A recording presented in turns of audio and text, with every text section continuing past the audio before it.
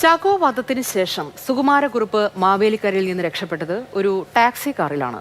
4 പതിറ്റാണ്ടിനപ്പുറവും ആ സംഭവം ഓർമ്മയിലുണ്ട് ടാക്സി ഡ്രൈവറായ ആലപ്പുഴ കുറത്തിക്കാട് സ്വദേശിയായ ശിവദാസൻ. സുകുമാരക്കുറുപ്പിന്റെ കേസ് പുനരന്വേഷിക്കുന്ന ഘട്ടത്തിലൊക്കെ കുറത്തിയാട് സ്വദേശിയായ ശിവദാസുവിനെയും പോലീസ് മൊഴിയെടുക്കാറുണ്ട്. എന്തുകൊണ്ടാണ് ജയന്റെ മൊഴി ഇങ്ങനെ പോലീസ് എടുക്കുന്നത്? പോലീസ് അന്ന് ഇവരെ കൊണ്ടുവിട്ട് കഴിഞ്ഞതിന് ശേഷം പോലീസ് വിളിച്ച് എന്നെ ചോദ്യം ചെയ്തു. എവിടെയാണ് പോയെന്ന് ചോദിച്ചു. അതെന്താ സംഭവിച്ചത്? ഞാൻ ആദ്യം ഇയാളെ കൊണ്ടുവിട്ടതിന് ശേഷമാണ് ഞാൻ കുറച്ചുകാട് ഇങ്ങനെ ഉച്ചയ്ക്ക് നിൽക്കൽ പിന്നെ ടാക്സി സ്റ്റാൻഡിൽ വന്നിട്ട് ചേന്നല്ലൂർ രാധാകൃഷ്ണക്കുറുപ്പ് എന്ന് പറയുന്ന ആൾ എനിക്ക് നേരത്തെ പരിചയമുള്ള ആളാണ്. വന്നിട്ട് പറഞ്ഞു 7 മണിക്ക് വീട്ടിൽ വരെ വരണം, മാവേലിക്കര റെയിൽവേ സ്റ്റേഷനിൽ 2 പേരെ കൊണ്ടുവിടാനാന്ന് പറഞ്ഞു. നാട്ടിൽ നിന്ന് പറഞ്ഞ് 7 മണിയായപ്പോൾ അവിടെ ചെന്ന് കഴിഞ്ഞപ്പം പുള്ളി പറഞ്ഞു അത് മാവേലിക്കര പോകണ്ട, ട്രെയിൻ അങ്ങ് പോയി ഇവരെ കൊല്ലം റെയിൽവേ സ്റ്റേഷനിൽ കൊണ്ടുവിടണമെന്ന് പറഞ്ഞു.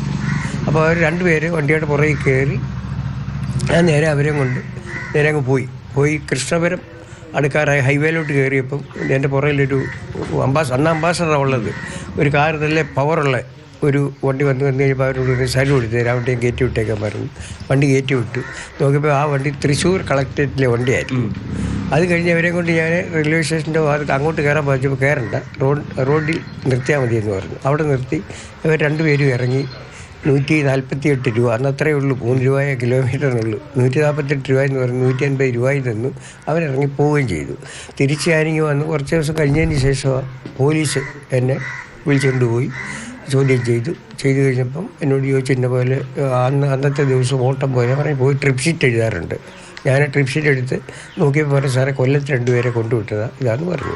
അപ്പോൾ എന്നെ വിളിച്ചിട്ട് ചോദിച്ചു ഫോട്ടോ കാണിച്ച് ചേച്ചി ഇത് ആണെന്ന് നോക്കാൻ പറഞ്ഞു. ഞാൻ പറഞ്ഞു ഇതിൽ ഇവർ തന്നെ എന്നുള്ളത് തീർച്ച. അപ്പോൾ എന്നോട് പറഞ്ഞു ഉപയോഗിച്ച് സുകുമാരക്കുറുപ്പും പന്നപ്പനും ആയിരുന്നു അവർ പറഞ്ഞപ്പോഴാണ് ഞാൻ അറിയുന്നത്. അങ്ങനെ അന്നത്തെ കാലത്ത് സുകുമാരക്കുറുപ്പിന്റെ ഈ വിഷയമൊന്നും അത്ര സജീവമല്ല. വിഷയം ഞാൻ അവരെ കൊണ്ടുപോകുന്ന ദിവസം ചെറുതായിട്ട് ഇങ്ങനെ അറിഞ്ഞു എന്നുള്ളതേ ഉള്ളൂ. എന്നുവെച്ചാൽ നമുക്ക് അത്രയും ഇല്ല അന്ന് ഒന്ന് അറിഞ്ഞു എന്നുള്ളതേ ഉള്ളൂ.